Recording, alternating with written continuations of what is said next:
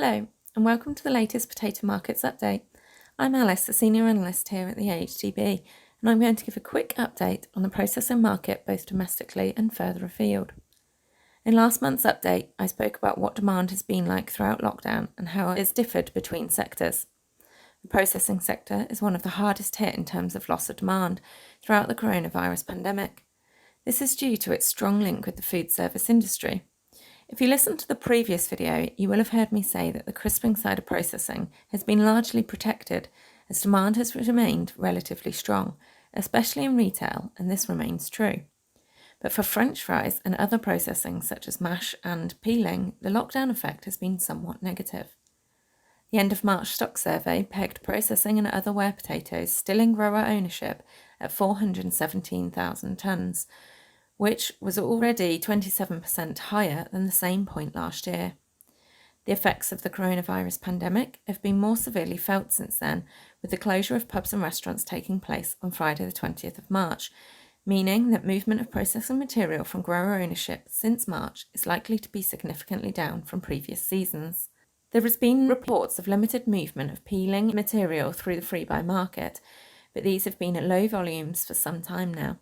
Contracted material is being utilised wherever possible, and the reopening of many quick-serve restaurants is giving hope that movement from store will occur, but this is unlikely to see a rise in demand for free-buy material. Retail sales of frozen potato products have remained above last year since lockdown began.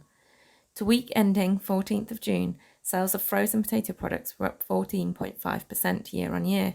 This said, sales in actual terms have sat relatively steady at around 10.8 thousand tonnes a week throughout March to June.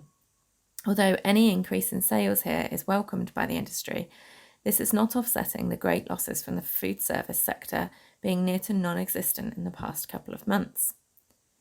Europe has also been hit by similar demand trends, with much of the food service sector closed during lockdown on the continent as well.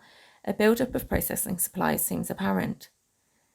There is potential that this could add further pressure to our domestic market, particularly in the processing sector.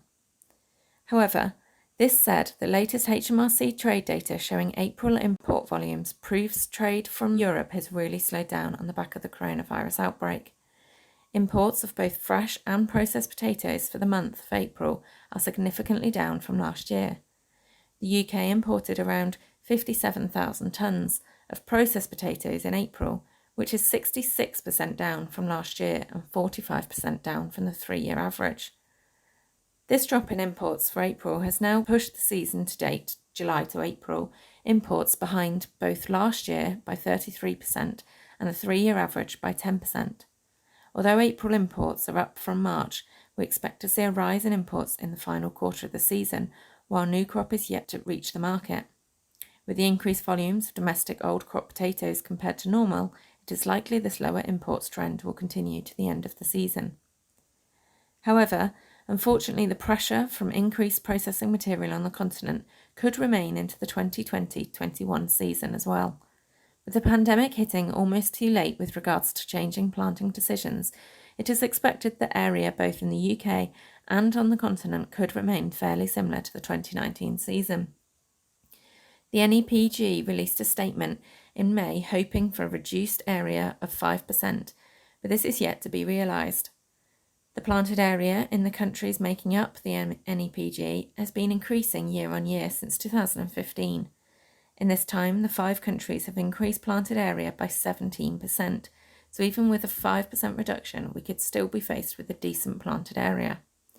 The first estimate for the GB planted area will be released when 60% of the levy returns have been received, with a more in-depth breakdown once 90% of levy returns are back. To stay up to date with weekly market trends and key data releases such as our GB area estimate, visit our potatoes market page on the AHDB website using the link below.